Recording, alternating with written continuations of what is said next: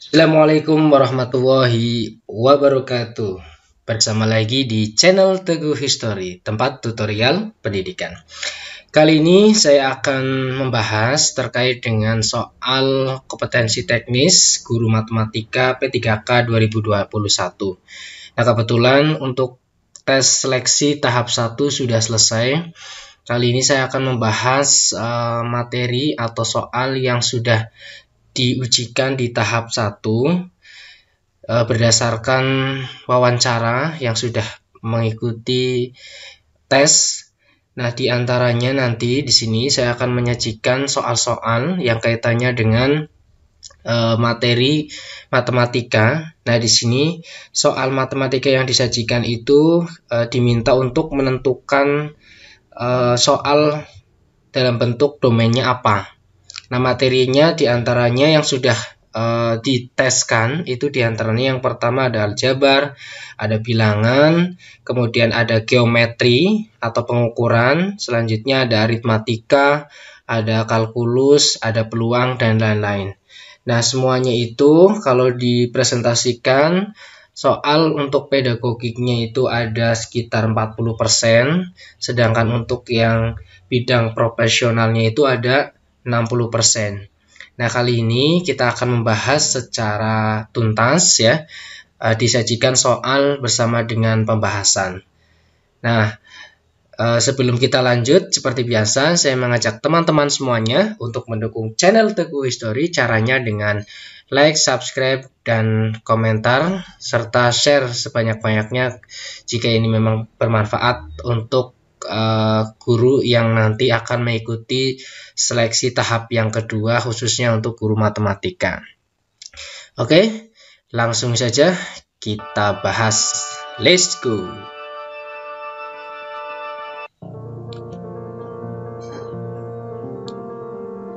Jika kamu tidak mengejar apa yang kamu inginkan, maka kamu tidak akan mendapatkannya.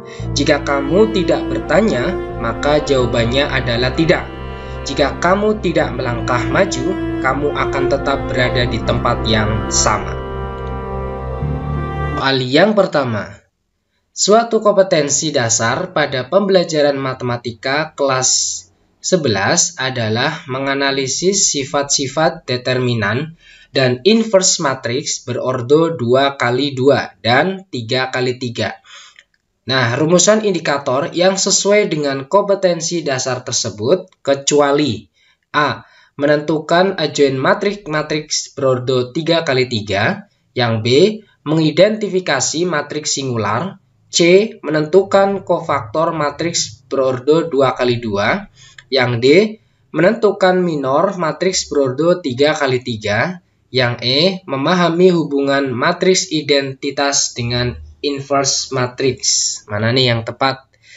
Yang tepat adalah yang C ya, menentukan kofaktor matriks berordo 2x2. Kita bahas. Nah, salah satu ketentuan merumuskan indikator itu adalah minimal terdiri dari dua aspek, yaitu tingkat kompetensi dan materi pelajaran. Semua pilihan jawaban sudah memenuhi unsur kompetensi dan materi pelajaran.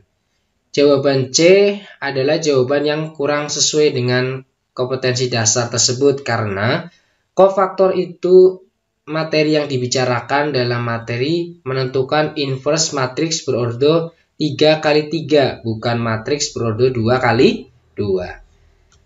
Next, kita bahas soal yang kedua.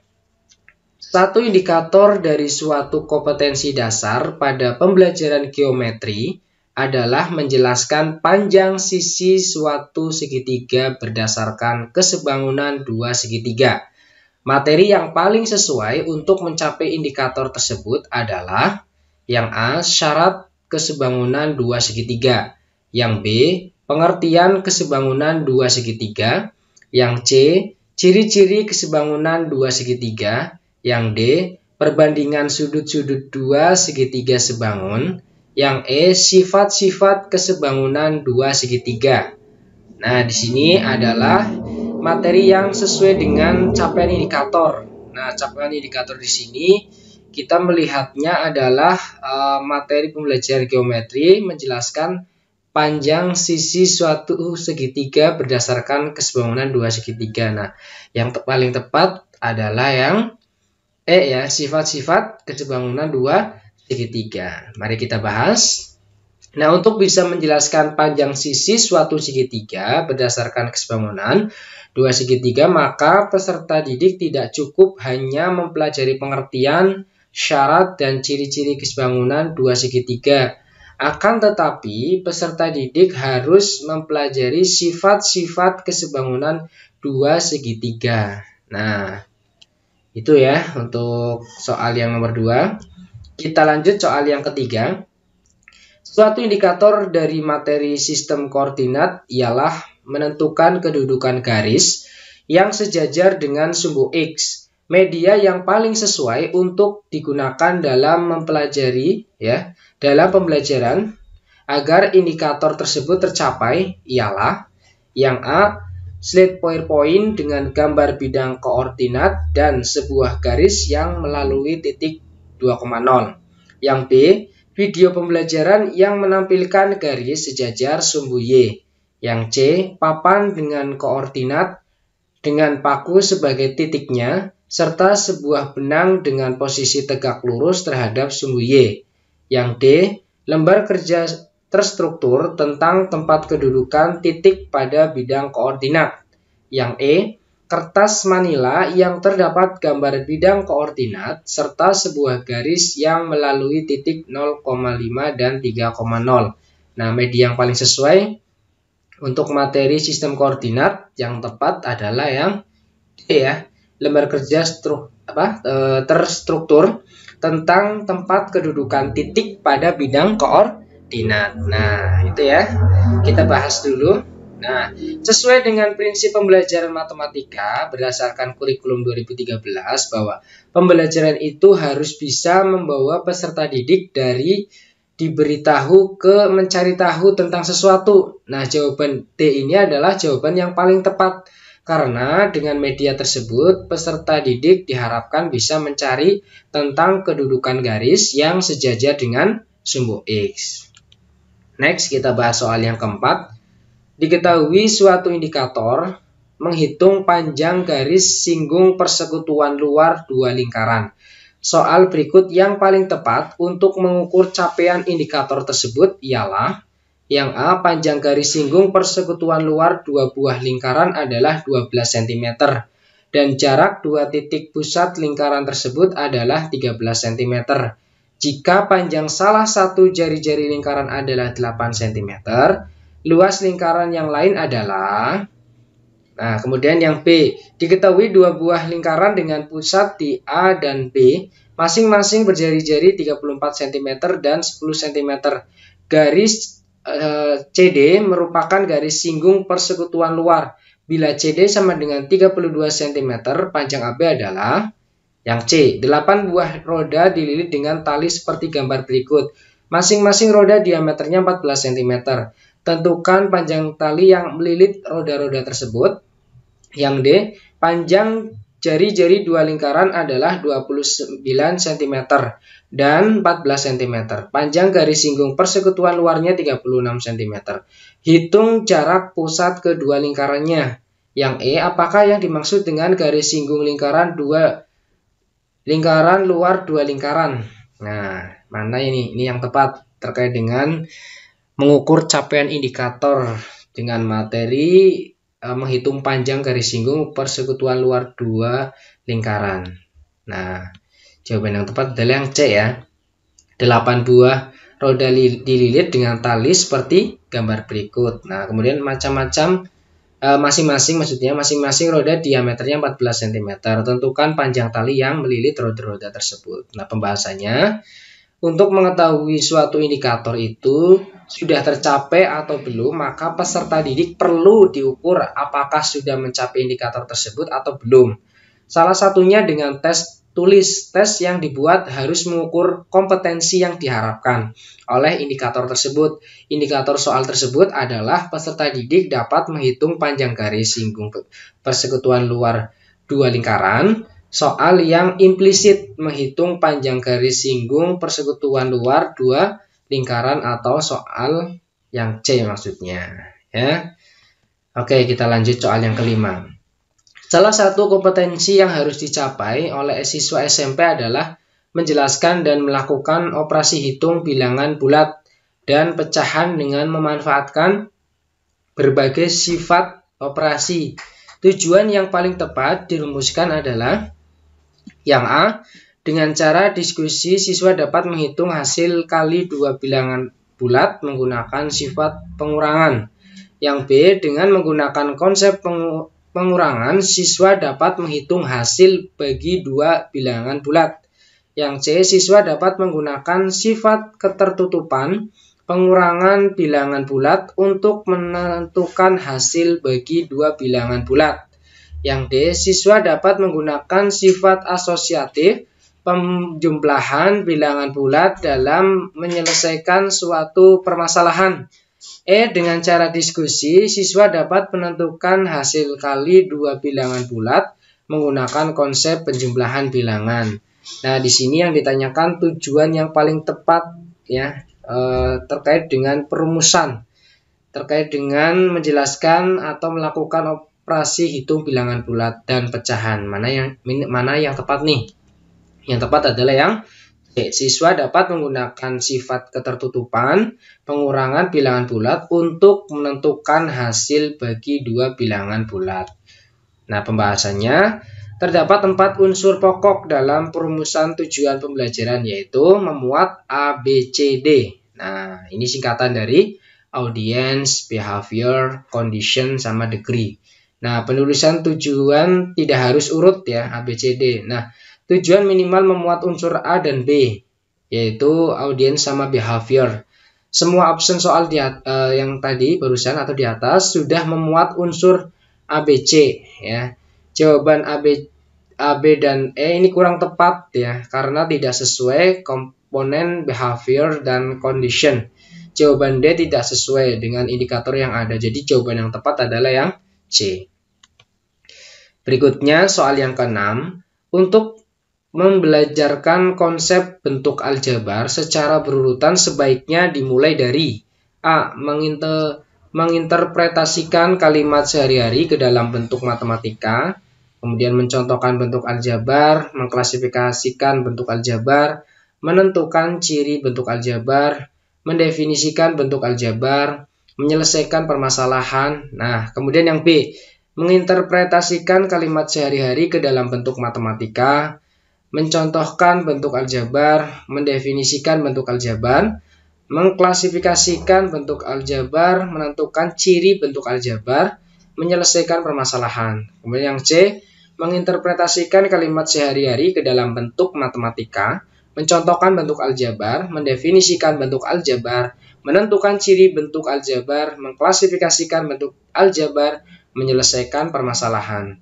Yang D, mendefinisi bentuk aljabar, menginterpretasikan kalimat sehari-hari ke dalam bentuk matematika, mencontohkan bentuk aljabar, menentukan ciri bentuk aljabar, mengklasifikasikan bentuk aljabar, menyelesaikan permasalahan. Yang E, mendefinisi bentuk aljabar, mencontohkan bentuk aljabar, menentukan ciri bentuk aljabar, mengklasifikasikan bentuk aljabar, menginterpretasikan kalimat sehari-hari ke dalam bentuk matematika, menyelesaikan permasalahan. Mana nih yang tepat untuk membelajarkan konsep bentuk aljabar? Yang tepat urutannya adalah yang C ya. Menginterpretasikan kalimat sehari-hari ke dalam bentuk matematika, mencontohkan bentuk aljabar, mendefinisikan bentuk aljabar, menentukan ciri bentuk aljabar, kemudian mengklasifikasikan bentuk aljabar, artinya mengelompokkan ya. Kemudian baru menyelesaikan permasalahan. Nah, pembahasannya sesuai dengan prinsip pembelajaran matematika berdasarkan kurikulum 2013 bahwa pembelajaran hendaknya berbasis proses untuk penguatan ilmiah. Maka urutan yang paling tepat adalah yang C ya. Tadi udah diurutkan sampai dengan menyelesaikan permasalahan. Lanjut, kita bahas soal yang ke-7. Pada materi bunga, pertumbuhan dan peluruhan terdapat urutan materi ialah X bunga tunggal, Y pertumbuhan, Z pengganti X, Y, dan Z secara berturut-turut. Untuk melengkapi urutan materi tersebut adalah, nah yang A definisi bunga majemuk peluruhan, yang B definisi bunga peluruhan bunga majemuk, yang C baris aritmatika baris geometri peluruhan, yang D baris aritmatika baris geometri bunga majemuk, yang E baris aritmatika baris geometri kemudian peluruhan. Jawaban yang tepat mana nih? Yang tepat adalah yang B ya, definisi bunga, peluruhan, kemudian terakhirnya adalah bunga majemuk. Nah, pembahasannya, pada materi bunga, pertumbuhan, dan peluruhan terdapat urutan materi, ialah definisi bunga, bunga tunggal, bunga majemuk, kemudian pertumbuhan, peluruhan. Oke, kita lanjut soal yang ke-8. Diketahui tujuan sebuah pembelajaran ialah melalui penugasan kelompok. Diharapkan siswa dapat menentukan volume kerucut media pembelajaran yang tepat untuk digunakan dalam pembelajaran tersebut ialah yang A, kartu masalah yang berisi permasalahan yang berkaitan dengan volume kerucut, yang B, tayangan PowerPoint yang berisi rumus volume kerucut dan soal-soal, yang C, alat peraga berbentuk kerucut, bola, dan pasir. Yang D, alat peraga berbentuk kerucut, tabung, dan pasir. Yang E, alat peraga yang berbentuk kerucut, balok, dan pasir. Nah, di sini media pembelajaran yang tepat untuk materi tentang menemukan volume kerucut. Nah, jawabannya adalah yang D, alat peraga berbentuk kerucut, tabung, dan pasir. Pembahasannya disimak. Karena tujuan pembelajaran ialah melalui penugasan kelompok, diharapkan siswa dapat menentukan volume kerucut. Maka media yang bisa digunakan adalah peraga untuk menemukan volume kerucut berdasarkan volume tabung yang sudah dipelajari. Untuk itu, media yang paling tepat adalah D, yaitu alat peraga berbentuk kerucut, tabung, dan pasir. Next, kita bahas soal yang ke-9. Pada saat memberikan kesempatan pada siswa untuk menanggapi pendapat siswa lain, maka tindakan guru yang paling tepat adalah yang A, memberikan siswa berpendapat sesuai keinginan, yang B, meminta siswa lain untuk memperhatikan temannya yang berpendapat, yang C, memperhatikan pendapat yang diungkapkan, yang D, memberikan arahan jika pendapatnya kurang benar, yang E, jawaban A, B, C, D itu benar. Nah, jawaban yang tepat adalah yang B, yaitu meminta siswa lain untuk memperhatikan temannya yang berpendapat.